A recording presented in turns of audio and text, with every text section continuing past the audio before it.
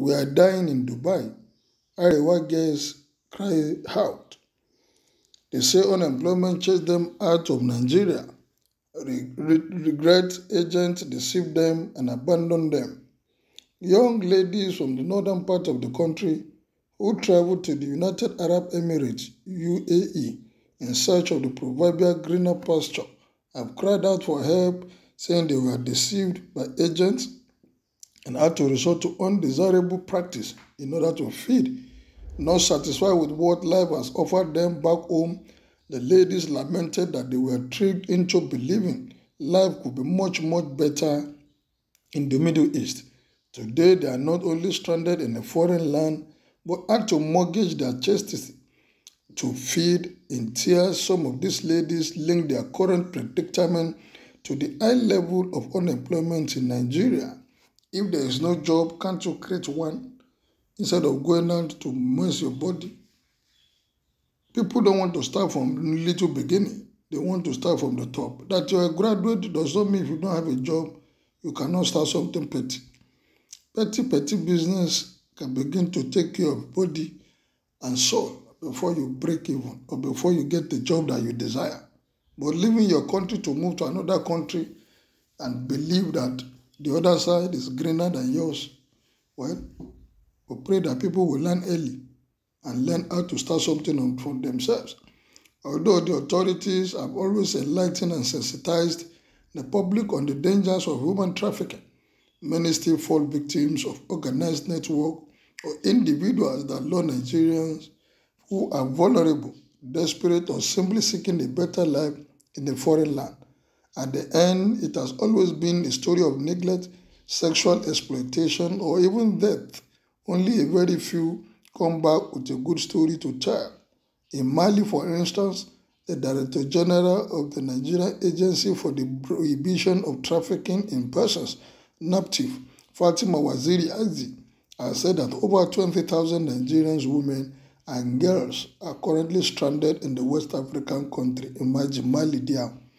Sadly, Fatima said many of these women were being exploited sexually and made to live under unimaginable conditions, the kind of condition they cannot even contemplate in their own country, but they will be forced to live in such conditions in those countries because they don't have any other place to go to.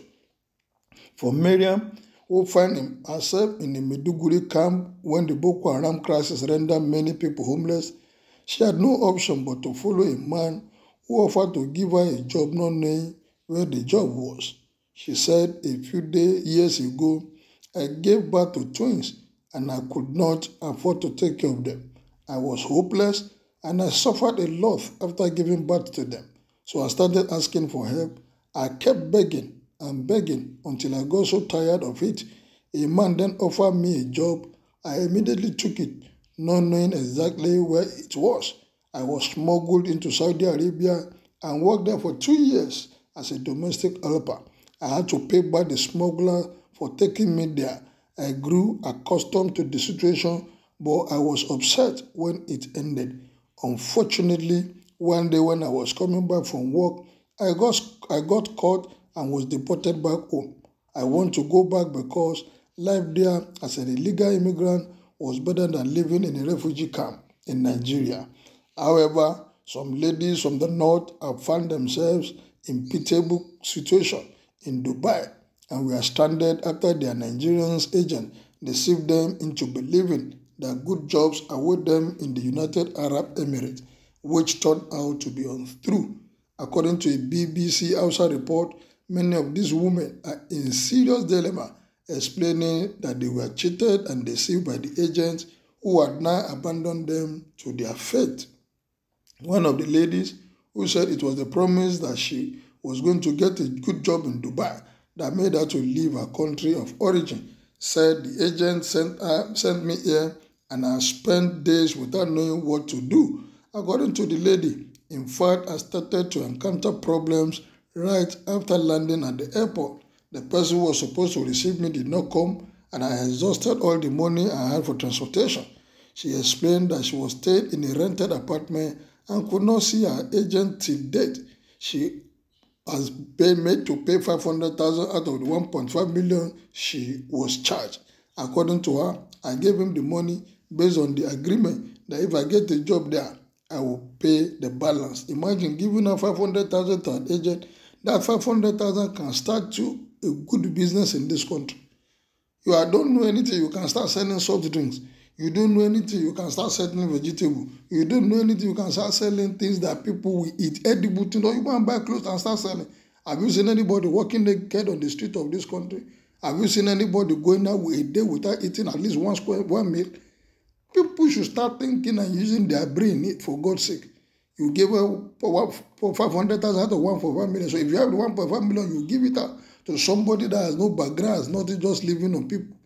People should start thinking, honestly. But now there is no job and I don't even have any money with me. As things stand now, if I had a job, I will continue to do it. But for now, there is nothing to do. This is very pathetic, and honestly, until we begin to think right, this kind of thing will not stop in our society. Our society needs to get it right. People should start asking questions instead of just running hectare-skelter. There is no job anywhere, even in those countries that they are running to. Things may be working there, but have they taken care of their own citizens, not to talk of taking care of another person? She said she was full of regret for taking that step, but it was because there was no job in the country. That is not enough for you to run up and down and give your hard-earned money to a woman or a man that has nothing to over it.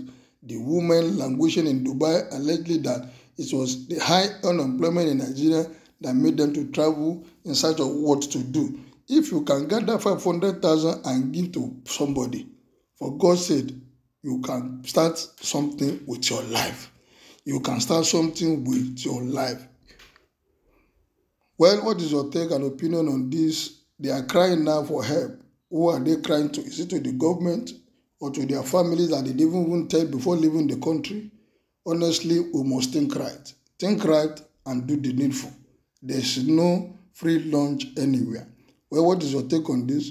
Kindly make your opinion known as share and subscribe to my page. Thank you, good day, and God bless.